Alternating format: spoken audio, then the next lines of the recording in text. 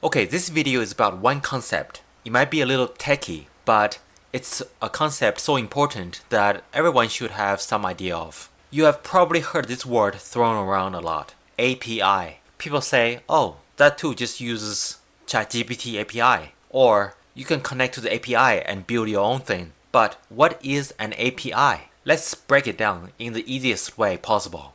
What API means? API stands for Application Programming Interface. Yeah, that sounds confusing. So here's the easier version. An API is like a waiter at a restaurant. You sit at a table, look at the menu, and tell the waiter what you want. The waiter takes your order, brings it to the kitchen, and then brings the food back to you. You never go into the kitchen. You never talk to the chef. You don't need to know how the food is cooked. You don't need to build the restaurant. You just ask, and the waiter handles the rest. That's what an API does. But instead of waiter and restaurant, it's API and then a giant AI model like ChatGPT. It's the messenger that lets you ask a powerful tool like GPT to do something and get the answer back. Now you might be thinking, wait a second, if an API is just sending messages to the AI, isn't that the same as writing a prompt? Kind of, but not exactly. Here's the difference.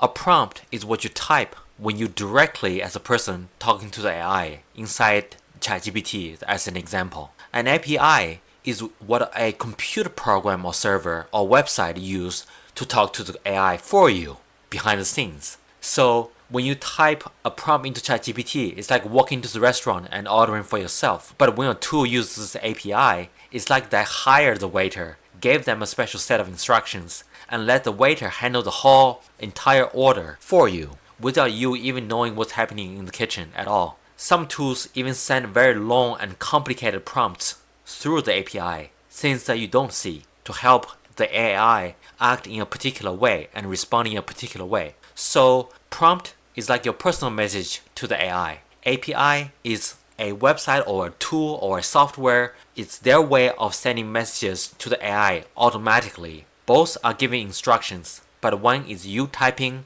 another is a tool doing it for you. So how it works in AI? Let's say OpenAI has this huge powerful brand like ChatGPT, which we're all familiar with. They basically let other people and companies use it, but not giving them the whole brand. Instead of they let people send messages to it using the API. You send a request like, hey, ChatGPT, write a poem about a cat in space. And then the AI sends back a poem. This whole back and forth, it happens through API. You don't need to know how the AI works. You just ask and it answers. API is the delivery system in between. So how do companies use API to make AI tools?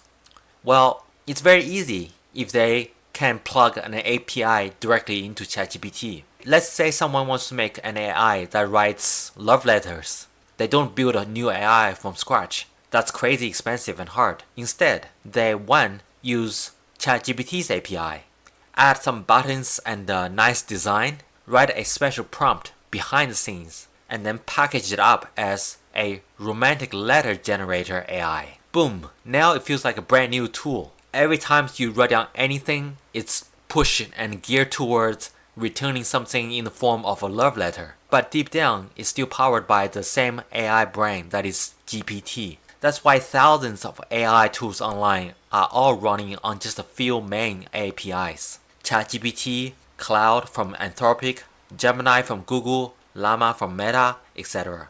And you can use API too. This is the cool part. You don't need to be a programmer to use API anymore. There are beginning-friendly platforms like Zapier, N8N, Glide, Make.com.